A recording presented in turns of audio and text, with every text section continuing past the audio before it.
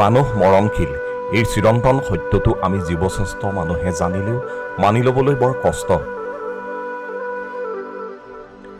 মৃত্যু হোৱা লোকৰ প্ৰতি শ্ৰদ্ধা আৰু আত্মীয় স্বজনলৈ মানৱ সমাজে যুগ যুগৰ পৰা সহমৰ্মিতা প্ৰদৰ্শন কৰি আহিছে।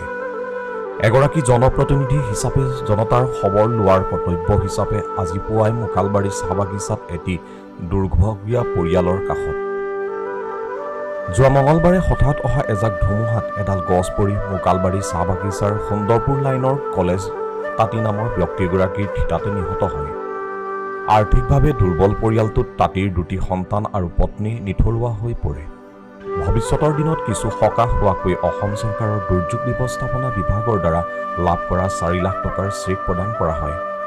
পিতৃহীন দুটি সন্তানৰ ভৱিষ্যত মংগল কামনা কৰা হয় লাহোৱাল সমষ্টিৰ কাৰ্যকৰ্তাৰ সকলৰ সৈতে। কংগ্ৰেছ চৰকাৰৰ দিনত মাত্ৰ 2টা দিনতে দুৰ্যোগ ব্যৱস্থাপনা বিভাগৰ পৰা ক্ষতিপূৰণ লাভ কৰাটো সম্ভৱ নাছিল। আমাৰ ভাৰতীয় জনতা পাৰ্টীৰ চৰকাৰৰ দিনতহে সম্ভৱ হৈ উঠিছে। পূৰ্বতে 2 লাখ টকা বৃদ্ধি কৰি বৰ্তমান ডক্টৰ হিমন্ত বিশ্ব শৰ্মাৰ ডাঙৰীয়া নেতৃত্বাধীন চৰকাৰখনে 4 লাখ টকালৈ বৃদ্ধি কৰিলে এই সাহায্য। এই সন্দৰ্ভত স্থানীয় ৰাইজৰ মতামত শুনকচোন। আমাৰ চৰকাৰ আছিলে আজিলৈকে মই দেখিব পোৱা নাই। যে তৎকালে কিবা এটা হ'লে ঘটনা কোনো নাহেই মানে, কিন্তু আজি চাইছোঁ যে তৎকালে ঘটনাত মানে আজি তাৰপৰা আমাৰ বিধায়ক আহি কিনে আজি আমাৰ যিটো ঢুকালে সেইটো মানে 4 লাখ টকা মানে হেৰি কৰিছে আৰু অনুদান কৰিছে। আৰু লাহোৱাল সমষ্টিৰ বিধায়ক মাননীয় বিনোদ হাজৰিকা ডাঙৰীয়া আহিছিলে আৰু আমাৰ এই 4 লাখ টকা চেক এটা আগবঢ়ালে।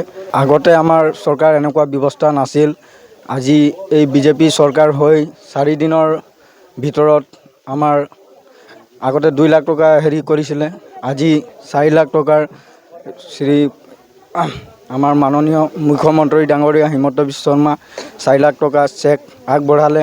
যিটো ছাৰ আমাৰ আহি কেনে ঘৰত চোতালত বহি কেনে ধৰি লওক আমাক চেক এটা প্ৰদান কৰিলে, তাৰ বাবে আমি বহুত ধন্যবাদ জনাইছোঁ।